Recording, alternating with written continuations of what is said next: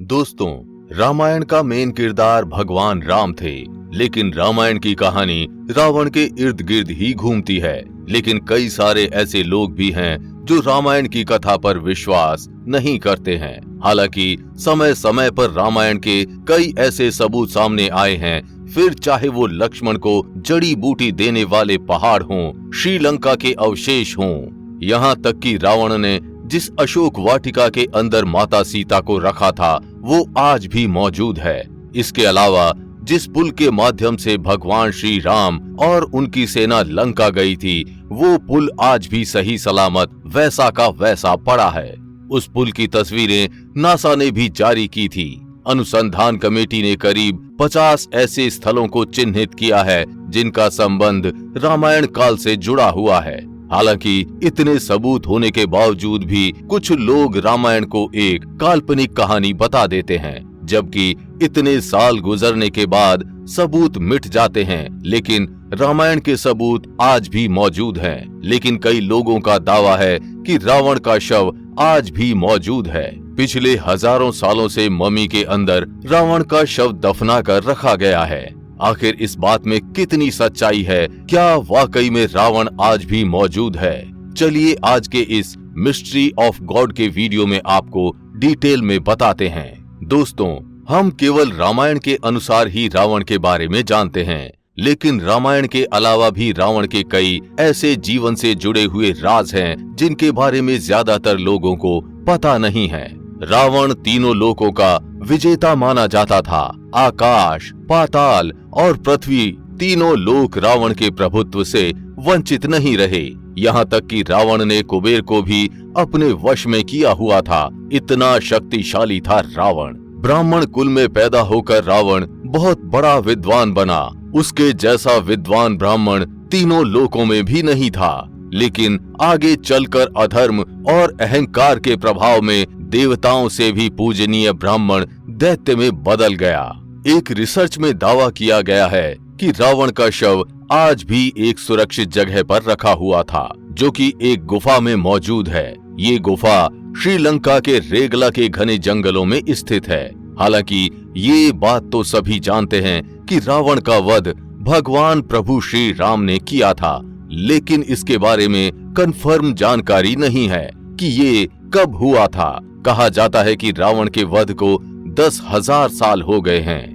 मान्यताओं के अनुसार भगवान श्री राम ने जब रावण का वध किया था, उसके बाद उसके शव को अंतिम संस्कार के लिए विभीषण को सौंप दिया था। हालांकि दूसरी थ्योरी कहती है कि रावण के शव को राक्षसी कबीले के लोग अपने साथ ले गए थे। उन्हें विश्वास था कि रावण फिर से जिंदा हो जाएगा, क्योंकि रावण बहुत शक्तिशाली राजा था। इसलिए उन लोगों के मन में ये था कि जड़ी बूटियों की सहायता से वापस रावण जिंदा हो सकता है। लेकिन लाख कोशिशों के बाद भी वो रावण को जिंदा नहीं कर पाए थे और फिर उन्होंने थक हार कर रावण के शरीर की मम्मी बनाने का फैसला किया। कहा जाता है कि रेगला के जंगलों में 8,000 फुट की ऊंचाई पर एक गुफा मौजूद है, जहां रावण के शव को मम्मी बनाकर एक ताबूत में रखा गया है।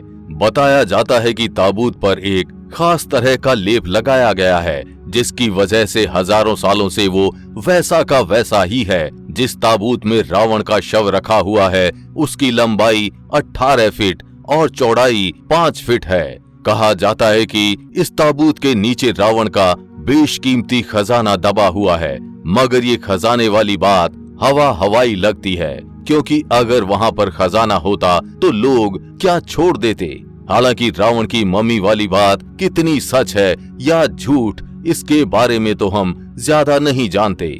दोस्तों, रावण के बारे में जो सबसे बड़ा रहस्य है वो उनके सिर को लेकर है। कहा जाता है कि रावण के 10 सिर हुआ करते थे और 20 भुजाएं थी। इसीलिए ही तो रावण को दशानन के नाम से भी जाना जाता था। दशानन का मतलब सिंपल शब्दों में कहें तो 10 सिर वाला।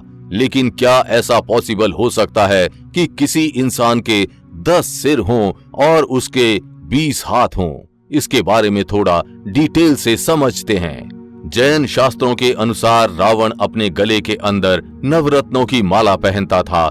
और ये नवरत्नों की माला 9 बड़ी बड़ी गोलाकार मणियां जुड़ी हुई थी, जो कि दिखने में बेहद चमकदार लगते थे। कुछ लोगों का मानना है कि नवरत्न माला की मणियां में रावण की 9 अलग अलग रूप दिखाई देते थे, जबकि रावण एक वास्तविक नॉर्मल इंसान की तरह एक ही था।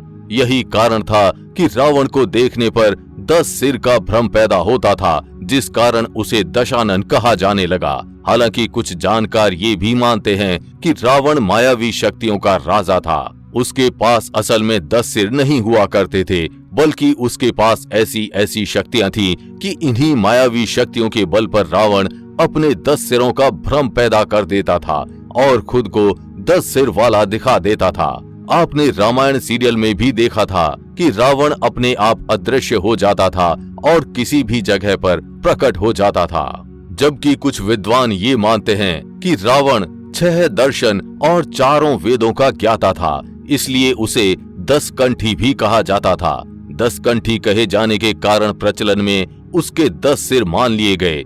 इसीलिए कहा जाता है कि दशा कंठी नाम की तर्ज पर ही लोग रावण को दशानन कहकर पुकारने लगे। हालांकि दोस्तों, रामचरितमानस में इस बात का जिक्र क्लियर तरीके से किया गया है कि रावण के 10 सिर थे, इसीलिए उसे दशानन कहकर बुलाया जाता था। श्री रामचरितमानस में ये भी बताया गया है कि अश्विन मास की कृष्ण पक्ष की अमावस्या तिथि को रावण प्रभु श्री राम से युद्ध करने युद्ध भूमि में गया था, जिसके बाद अगले 10 दिनों तक प्रभु श्री राम ने अपने बलों से एक एक करके रावण के 10 सिर धड़ से अलग कर दिए। इसी 10वें दिन शुक्ल पक्ष की दशमी के अवसर पर भगवान राम ने रावण का वध कर दिया। स्थिति को कालांतर में विजयादशमी का नाम दिया गया। दशहरे के दिन प्रभु श्री राम ने राक्षस रावण का वध किया था। इसी कारण दशहरे का त्योहार बुराई पर अच्छाई की जीत के रूप में हर साल मनाया जाता है। दोस्तों, रावण कितना ही शक्तिशाली था, उसे तीनों लोकों पर विजयी माना जाता था, लेकिन रावण को भी कई राजाओं ने पराजित किया था। लेकिन एक कथा के अनुसार 6 महीने तक बाली की काख में बंदी थे रावण। रामायण के अनुसार किष्किंधा के राजा बलि ने 6 महीने तक रावण को अपनी काख में दबा कर रखा था। हालांकि रावण ने अपनी कुटिल बुद्धि का इस्तेमाल करके बाद में किष्किंधा नरेश बाली को अपना मित्र बना लिया था।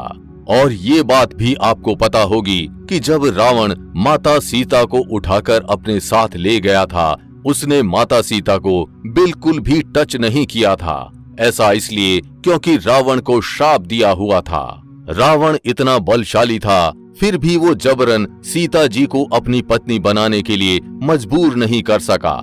दरअसल रावण को नल कुबेर की प्रेमिका ने ये श्राप दिया था कि वो अगर किसी स्त्री की इच्छा के विरुद्ध उसे छूने का प्रयास भी करेगा तो उसके सिर के 7 टुकड़े हो जाएंगे। रावण ने उस अप्सरा को अपनी आसुरी प्रवृत्ति का शिकार बनाया था, जिस पर क्रोधित होकर उसने रावण को श्राप दिया था। यही कारण था कि रावण हमेशा विनम्र होकर सीता माता को मनाने की कोशिश करता था। हालांकि वो कई बार क्रोध में भी आ जाता था, लेकिन श्राप के कारण उसने सीता जी से कभी जबरदस्ती नहीं की। रावण एक कुशल राजनीतिज्ञ, सेनापति और वास्तुकला का मर्मज्ञ होने के साथ साथ ब्रह्म ज्ञानी और बहुविद्याओं का जानकार था। उसे मायावी इसलिए कहा जाता था कि वो इंद्रजाल, तंत्र, सम्मोहन और तरह तरह के जादू जानता था। उसके पास एक ऐसा विमान था जो अन्य किसी के पास नहीं था। इन सभी के कारण सभी उससे भयभीत रहते थे। जैन शास्त्रों में रावण को प्रति नारायण माना गया है। जैन धर्म के 64 श्लाघा पुरुषों में रावण की गिनती की जाती है। जैन पुराणों के अनुसार महापंडित रावण आगामी 24वीं में तीर्थंकर की सूची में भगवान महावीर की तरह 24वें तीर्थंकर के रूप में मान्य होंगे। इसीलिए कुछ प्रसिद्ध प्राचीन जैन तीर्थ स्थलों पर उनकी मूर्तियां भी प्रतिष्ठित हैं। रावण ने अपने जीवन काल में ही कई ग्रंथों की रचनाएं की थी। आपने शिव तांडव स्तोत्र का पाठ तो सुना ही होगा। इसके रचयिता कोई और नहीं बल्कि रावण ही हैं। शिव तांडव स्तोत्र के जरिए रावण ने भोलेनाथ को प्रसन्न करने के लिए उनकी स्तुति की थी। इसके अलावा भी रावण ने कई ग्रंथों की रचना की थी। लेकिन रावण तो बड़ा ज्ञानी था, मगर उसके अहंकार ने सब कुछ खत्म कर दिया। रावण की कहानी से हमें यही सीख मिलती है कि जिंदगी में कभी अहंकार नहीं करना चाहिए। रावण ने अपने अहंकार में ही इतना बड़ा साम्राज्य गंवा दिया। अब इस मुद्दे पर आप क्या सोचते हैं? कमेंट के माध्यम से जरूर बताएं।